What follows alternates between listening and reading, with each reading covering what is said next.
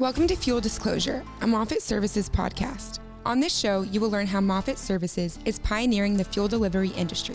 From fuels and lubricant product news, to stories from the community, to recent industry trends with subject matter experts. Make sure to like and subscribe to this channel so you don't miss a moment from Moffitt. To learn even more about the Moffitt Services difference, visit moffittservices.com.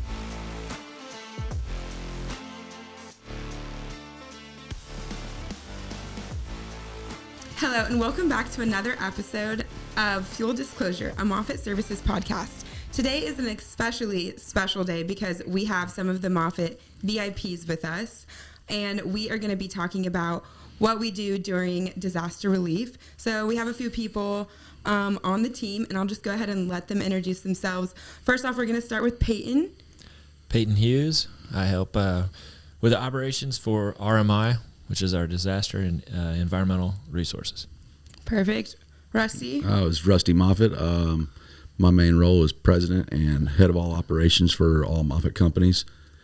Take care mostly on overseeing each individual branch's operations as well as their storm operations.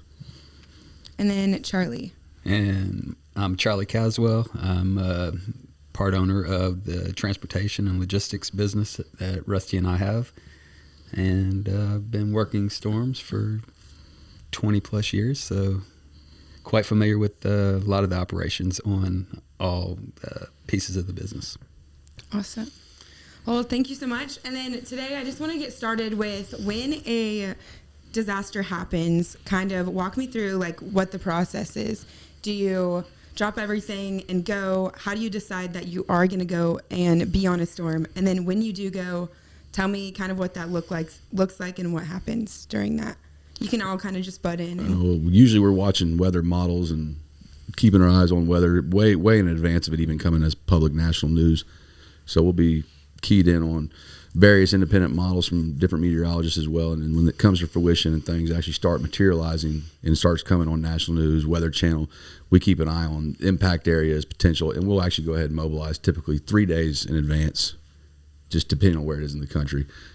The East Coast, we're going to leave 3-4 days in advance, and we'll get staged outside the region. So we have at least our initial arsenal of equipment to be frontline, ready to go in prior to the event happening for initial top-offs on generators, things like that. And then as soon as the storm makes landfall, we're not but an hour outside of the region where the impacts are going to be. Nice. And so how many people do you take to the storms? And how much equipment? How much does this take when you go out and you go? We scale it based off of the region we're going to. So if it's going to be in the middle of nowhere, South Texas, something hits between South Padre and Corpus Christi, you're talking about the King Ranch. So we're not even going to leave on that one. We're going to send stuff out of Houston location. Whereas in Florida's instance this last year, its initial impacts were looking like Tampa, and we rolled out with the largest mobilization we've ever had in our life, just considering a Category 4, potential Category 5 hurricane going to be hitting Tampa, which has not happened since we've been doing this, and it would have been some major impacts. So we came in there with way more than we ever would. So we basically scale it on the predicted landfall, the population of that area, how commercial the region is, and that's kind of how we scale the initial wave and mobilization. And then a rough estimate, how many storms do you think you guys have worked? And how many years has this been going on? It's been going on before I was born, but I've been working storms 21 years since Tropical Storm Allison in Houston. So worked pretty much every named storm and also regional flood events, freeze events, fires, things like that across the country since 2001. And then can you each tell me what services each one of you are in charge of? Are you the manager of different things? What services did each one of your sister companies provide during storm disaster relief?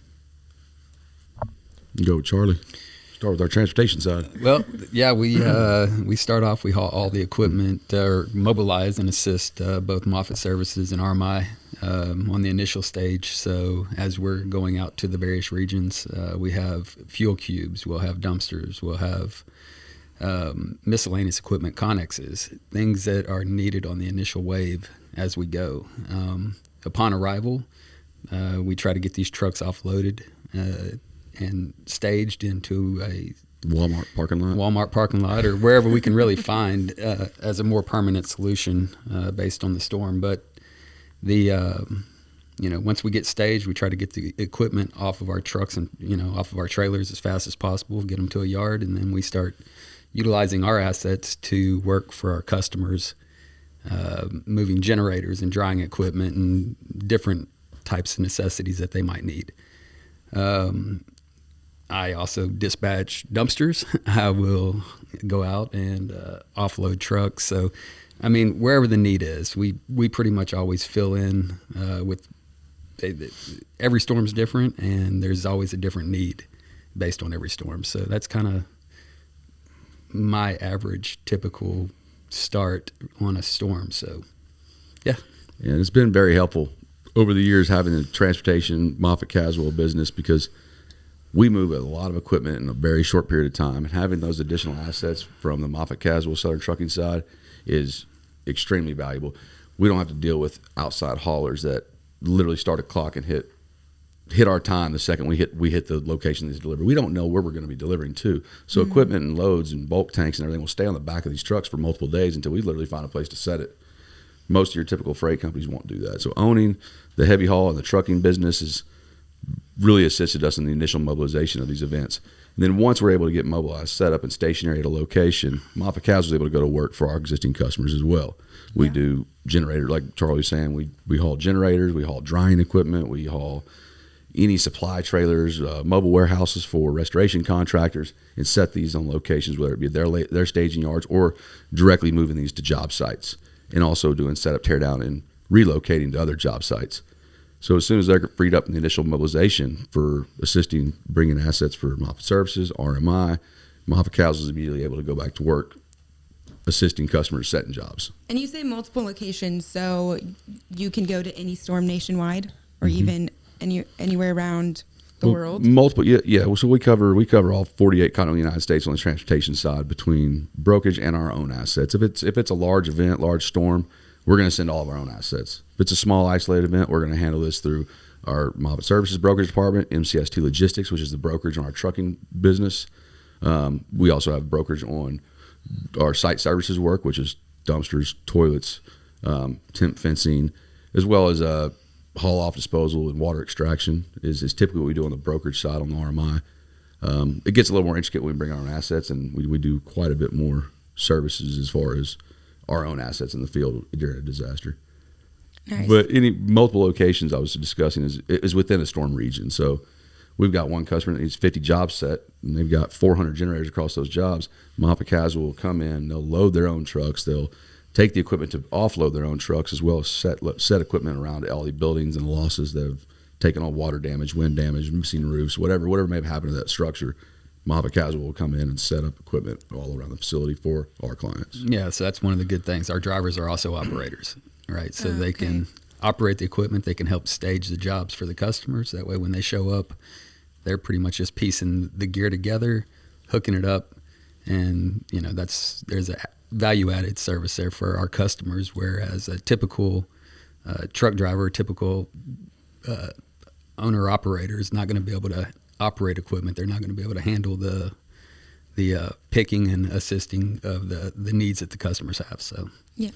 And so with all these different multiple job sites and locations, I'm imagining after a natural disaster, it takes a lot of time. So how long are you guys there for typically? Well, we got to Florida late September. We're still there. We'll probably be there this coming September at some capacity. Lake Charles, for example, was a year and a half, almost 2 years. Hurricane Ike was nearly 2 years for our final jobs to end up wrapping up. It just varies on the region. Some of these losses will go on. Mayfield, Kentucky this past year, a tornado. We were there for 2 weeks, 3 weeks in and out, and we were completely done with the project. It just all depends on what was impacted, how widespread it is, what level of restoration needs to take place. It all kind of warrants how long we're going to be there. Kind of switching gears a little bit, can you each speak to one day or storm or moment during your time where you've had to leave your home, leave your family, and be gone for a long period of time that stands out to you the most? Yeah, for me, it was first major storm was Lake Charles. And we had just been in Iowa, Cedar Rapids, Iowa, hanging out up there. They had a derecha that came through and knocked out a bunch of stuff. So we had some dumpsters and toilets up there working, and then immediately left there, came straight down to Lake Charles, started working Hurricane Laura. And that Peyton thought Iowa was a big storm. Yeah. We just told him, he was just wait till you see a real storm. He thought that was a big one. He was stressed. He was busy. First time on the road, and oh my God, I see what you guys do now. I said, yeah.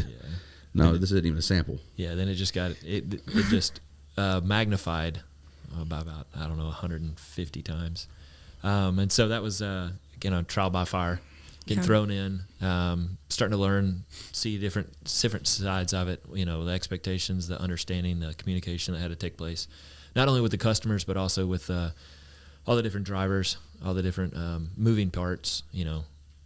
With Charlie and his team bringing in equipment, us getting it offloaded on the yard, turn around, getting it shipped back out to the customers, making sure that they were handled and those kind of pieces. And so that was, that was a lot of fun. It was a lot of learning, a lot of falling on your face and getting picked back up by one of your other teammates to go, come on, we got to keep going. We got more to do. And so, that was definitely eye-opening. And then I was like, man, I don't know how you guys did this. And then all of a sudden, then you start fiending for it. It's like it's that adrenaline rush that you're like, oh my gosh, we got to go. When's the next one happening? Okay. And so it's one of those where you kind of get, we all live together, we work together, we hang out together, those kind of things. We eat together. And so it's, you build that camaraderie. It's that fraternity. It's that brotherhood that you have too.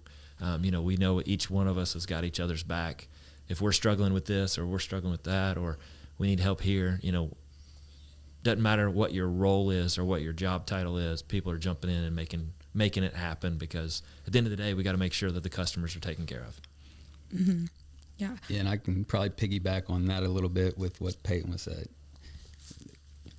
Prior to the 2020 Laura, which was the hurricane name that Peyton was referring to, kind of his first storm that he came in on. If I'm not mistaken, I think you showed up a couple of days behind the storm actually making landfall. Well, we had already mobilized on the for some reason, the dirty side of the storm near Lafayette, and we realized that we were probably a little too close for comfort, right? So we had too close to being in a camper. Too close to being in a camper with tornadoes and 100+ mile-an-hour winds. We're like, we got to go further east. So we traveled to Baton Rouge, and we hunkered down in the hotel casino parking lot at LaBerge and Baton Rouge. LaBerge and Baton Rouge. So we were a couple hundred miles away, or 150 miles away from where the eye was going to make landfall. So we knew we were probably okay there. But when we saw that it was tracking towards Lake Charles, none of us had even a understanding of what Lake Charles consisted of, how big of an impact it might have been, right? Mm-hmm. So as we're driving in, there were some, you got within 10, 15 miles of the city of Lake Charles, and you start to see power lines down and box trailers flipped over and campers on its side. But the real impact was when we pulled up and we saw just glass from buildings just shattered everywhere. And this is just basically smoke and fire coming from a power plant or chemical plant right across the bridge. Emergency alerts coming across your phone, and we're literally rolling in and mobilizing as the wind's still blowing. I mean, the storm had literally, the eye had just passed over this city within 2-3 hours prior to this. Water shortages or water bans were already in place at that point because of the fire that was going on at the power plant. So, I mean, you just never have an idea of the impact of what these events do until you actually are on the ground. And then, like what Peyton said, it's all hands on deck. Everybody's moving in different directions and just kind of reacting, right? Because emails are popping, phones are blowing up. It's go time. And that same day we're driving in, we had a hospital contact us on potable water to provide water to the entire hospital. You don't really think what all goes into providing water to the hospital once they're cut off from city water, whether it be a power outage at a treatment center or just contamination because of a flooded water treatment plant. It's all different variables. Or you have a lot of line breaks because of damaged homes or washouts. So you'll have too low a pressure. There's a lot of different reasons why they'll pull off of city water and have to go on outside water sources. And as we're pulling in, we weren't even really able to to stop long enough to get a camper set up to start working out of, and we're already heading to Christus Hospital. And within about 24 hours, we're supporting 100% of the water needs at close to 300,000 gallons a day. Wow. Consumption on the hospital. You think about like an express hotel, you might go through 4,000 to 6,000 gallons a day. Hospitals, they have to keep their AC going. It's not the same. They're using chilling towers. Those cooling towers are going to utilize hundreds of thousands of gallons a day. So it's kind of been a learning curve on the pressurizing and providing water to an entire facility, especially with hospitals. The usage goes considerably higher. We've got to have 30 plus water transports bringing water from outside the region to that hospital. And that was the very first call we got. It was the only still populated hospital there's 2 hospitals in Lake Charles that were actually populated with patients at the time. And we were providing water to 100% of one of them. Yeah, so I feel like there's, another side of this, like also an element where you can give back to the community and help others. So in particular, does one moment where you gave back to the community that you were at, where the disaster struck, that sticks out to you? That either RMI, Moffitt Services, or Moffitt Caswell provided some type of service for the community just to help them through this really difficult time, other than all of the services you provide already? Yeah, I think back to last year in Hurricane Ida in New Orleans, Homa, Golden Meadow, that area. Some of our people back home were like, "Well, they were here in Houston working, and they were like, what can we do to help support? We know that the other guys are in the field, making sure getting things back together." And so they got together a dry van, which is a tractor trailer, and just started loading it and started telling people, and we put it on Facebook and just different news channels and talked to our friends about it, and people just started giving. And so it was a bunch of different stuff that we all collected. And from mops to cleaning supplies to toys and Formula, diapers, formula, and a lot of stuff for the community. So we were able to fill this entire box van up in a 4 or 5 day period, and we had one of our guys just haul it over and drop it off at one of the community centers. They received it. It was probably one of the greatest things to see, right? Whenever the first signs of supply and big just relief to the community. We took it straight to Golden Meadows, and they were super thankful. And it was just a bunch of tears, and sometimes it was first time some people smiled, because it's it's of the devastation they were feeling. So it was that was a great example there. Okay, well, to end it off, I want each of you to say one word or adjective that describes how your company has helped during disaster relief, and just all together close off in what storm and disaster relief means to each one of you. One word. One word. One word, huh? It's meeting the needs of our customer at all costs. We'll do anything and everything we can in our power. If you look at our entire range of services, it's not just fuel, it's not just hauling equipment, it's not just toilets and dumpsters or environmental cleanup. There's a lot more that goes into it, and it's been custom tailored around the needs of our customer. We've continually, from when we were just a fuel provider, custom tailor our services to fit this specific customer's base needs. Same way we've done with our core business with contractors in Houston or any of our oil field locations in West Texas. We've always custom tailored to fit their need. Find out the customer's biggest pain point, find out where they're having the biggest problems, and fill in that need, eliminating the issues they've ever had in the past.